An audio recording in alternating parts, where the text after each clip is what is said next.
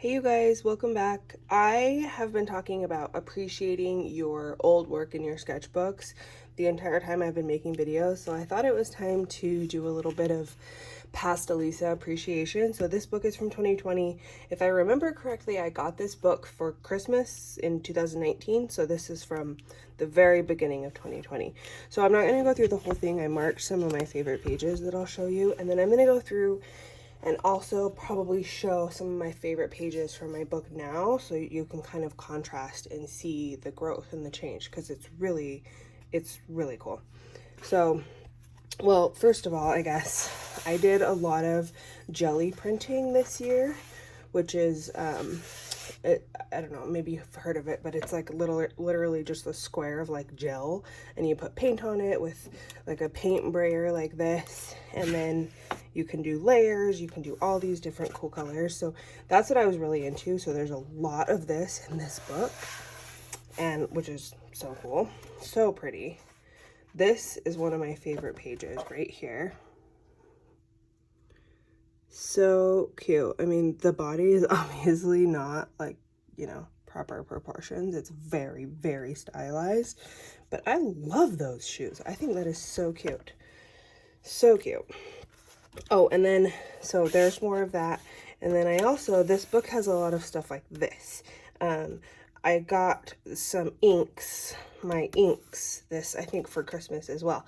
And so I was kind of getting to know them. There's a lot of mixes. I mean, just, you know, literally mixing two colors together and see what happens. So there's a lot of that in here too. So this page I really love. This is what I was doing with my jelly prints. I would put down just really bright colors with my jelly what's it called? Jelly board or whatever. And with my inks, and then I would do sort of like reductive painting and you know, take it out. I love this. I love this. It's so fun. Anyway, so I really like this one. Oh, the next page, good thing I marked it. So this was not jelly printing, but it kind of the same thing. I used the ink just as watercolor more in the background, gave it tons of color. Her face is good. I mean, it's in proportion, it's not bad. Her ear, look how tiny. Oh my gosh, it's so small. Anyway, just very different. Just all very different. Like if you saw this on the internet right now, you probably would not know that it was mine, which the stuff that I make right now, I think, in my opinion, is very recognizable. So it's just, you know, it's really interesting. I sort of was able to carve that out for myself over the last 2.5 years. Oh, so then, yeah. So these little shapes, I was really into making these little like foam stamps. So I would cut out little designs with my X-Acto knife into little foam boards and then make these little stamps and then dip them in my ink.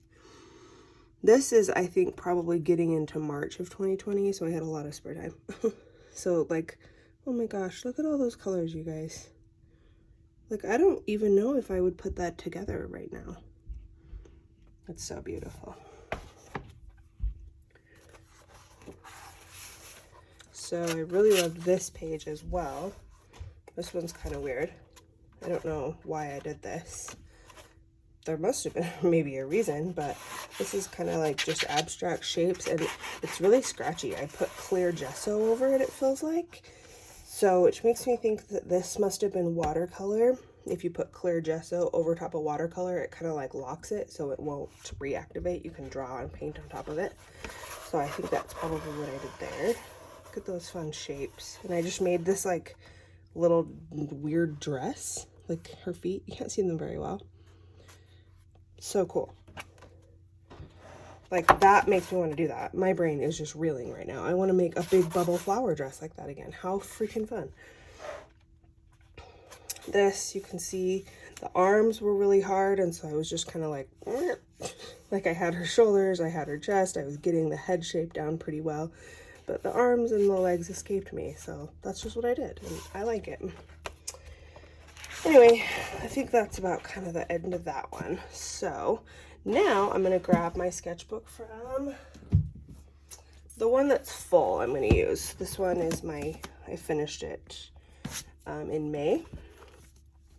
So I actually didn't mark favorite pages in here. I don't really know why, because I did it on there. But, so this is one of my favorite pages in here. A lot different.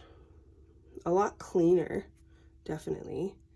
A lot more of focusing on building as opposed to just like slamming color down, you know, which both are so fun, you know, like that is still such a fun energy. It's just totally different. Really cool. I love this one.